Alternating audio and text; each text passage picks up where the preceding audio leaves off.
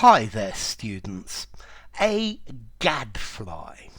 Okay, a gadfly is a noun. It's a countable noun. This is a person.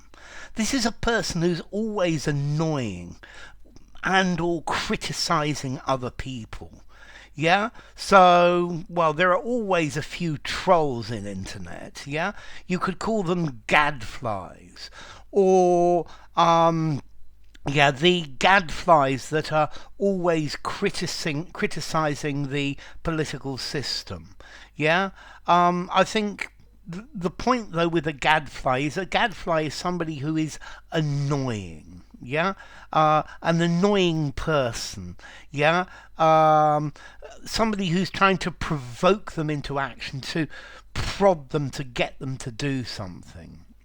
Now, the original basic meaning of a gadfly, it's one of a series of flies that bites cows or horses or deer. It's quite a big fly that has a quite a nasty sting, and you really don't want to be stung by one of these things. But well, that's very technical, and we use this word, a gadfly, to talk about a persistent, irritating critic, somebody who's a nuisance, somebody who's always criticizing, trying to get action or change. So, I think maybe many governments might consider that Greta Thunberg is a gadfly, is an irritating critic.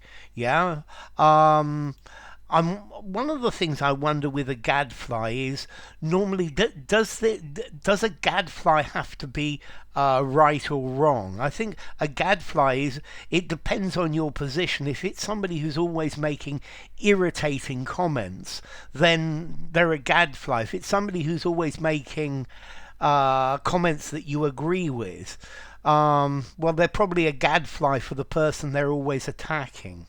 Okay, so a gadfly, they're upsetting the status quo. They're attempting to provoke change. They're being an irritant. They're always causing problems, particularly asking difficult questions and things like that. Somebody who's persistently criticizing a system. So, yeah, a political gadfly, or maybe on the board of directors of a company there is one person who is always a gadfly, who is criticizing the managing director for what he's doing, or probably for what he's not doing.